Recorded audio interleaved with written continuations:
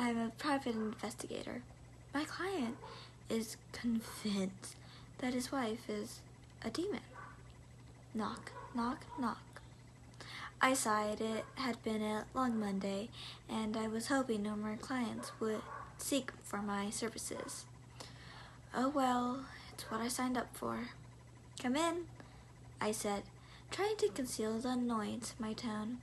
The door squeaked loudly on its hinges. I convinced at the sound I need to get those lubricated. A deviled man tugged into the room and sank into the chair opposite to me. His hair was a rat's nest of grease. Brown locks, dark purple bags hung low under his eyes. Sunken defeat was written across his face. He looked like he hadn't slept in days. Look, Detective Baxter Clankston. Close, though. And you are? Detective Clankston. Sorry, my name is Lewis. Nice to meet you, Lewis, I said, flashing him a grin and reaching over the desk to extend a hand. He tenderly accepted it. So, Detective Clankston, I really need your help. I pursed my lips. I really need your help. I'd heard those 5 desperate words more times than I could ever count. I wondered what it would be like this time. Cheating girlfriend was my leading guess. Okay, what's the issue? The man shuffled in his seat, suddenly taking a particular interest in the shoes. Nothing could have prepared me for what he next said. I think my wife's a demon. I stared at him blankly, mouth aghast.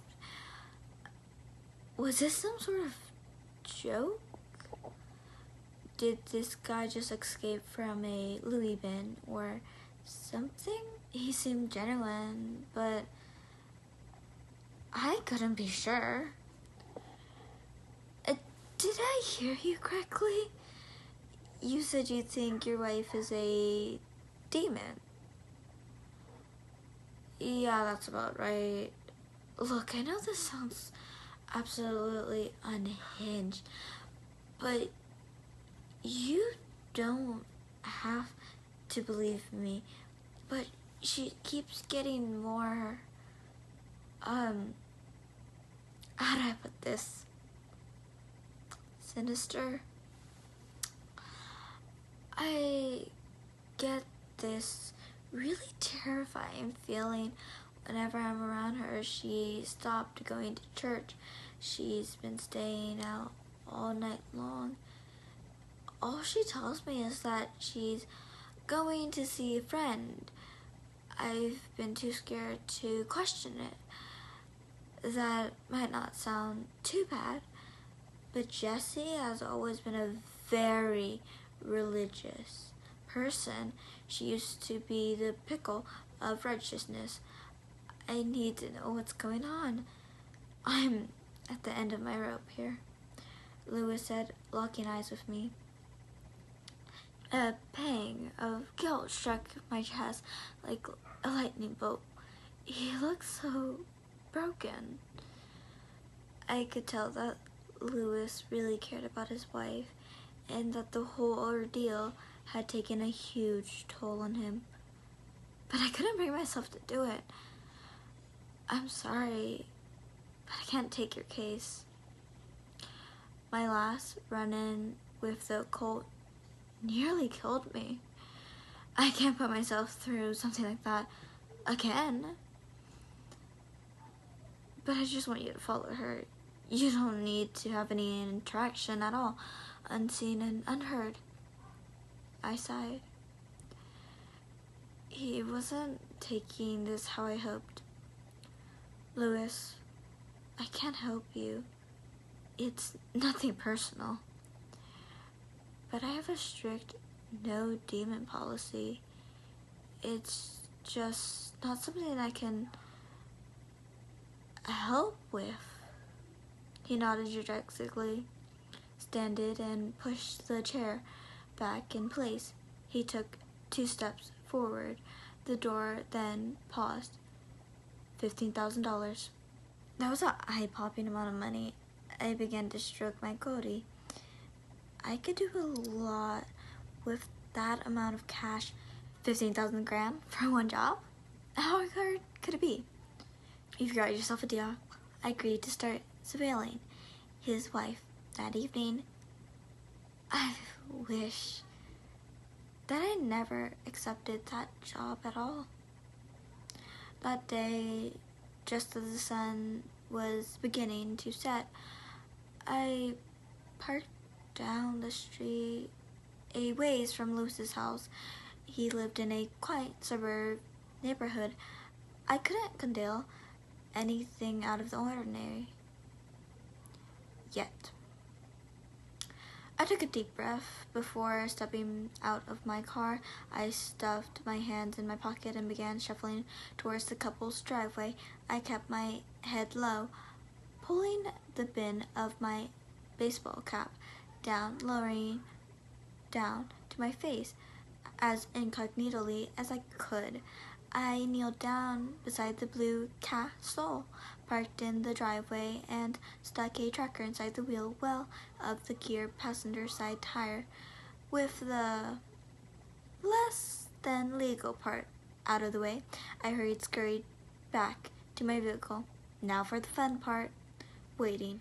I sat in my car playing Solitude for about 30 minutes before a tall, blonde woman emerged from the house, making a beeline for her vehicle.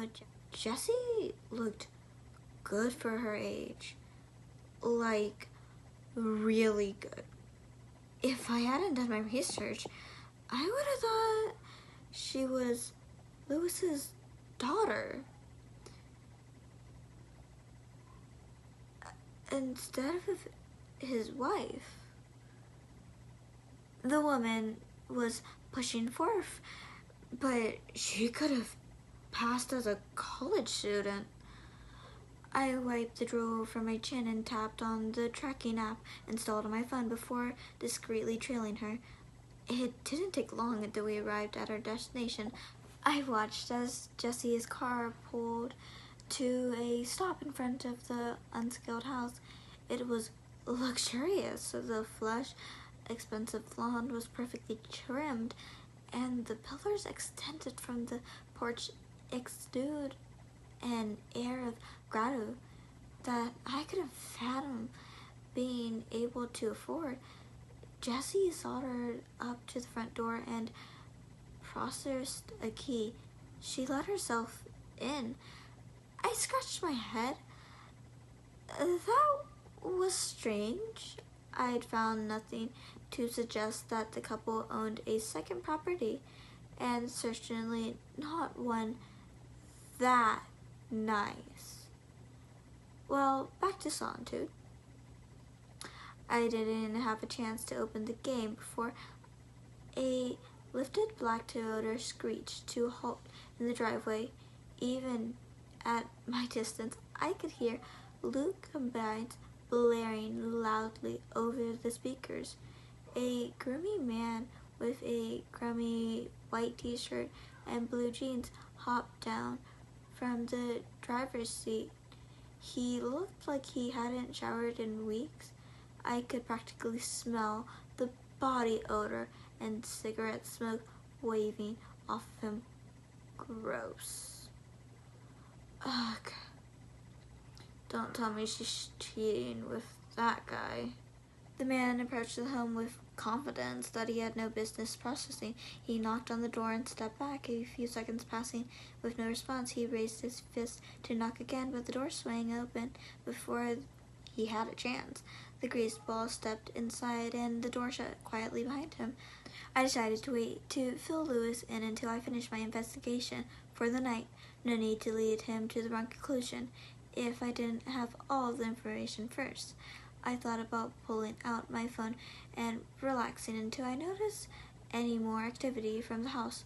No, I couldn't afford to be lazy, not with 15 big ones on the line. It wasn't hard to find dirt on the owner of the Lash home. Isabel Jarvels was 30 years old with no children, a master's degree in biology, and dropped murder charge. Isabel's husband, a 63-year-old banker named Harry, had died under mysterious circumstances in the couple's home. All the evidence point to Isabel. It should have been an open and shut down case, but somehow Izzy got off scot-free. Interesting. Why was Lewis's wife, a seemingly upstanding member of the community, hanging out with a suspected murderer? The whole thing fell off, as I would soon come to find out. It was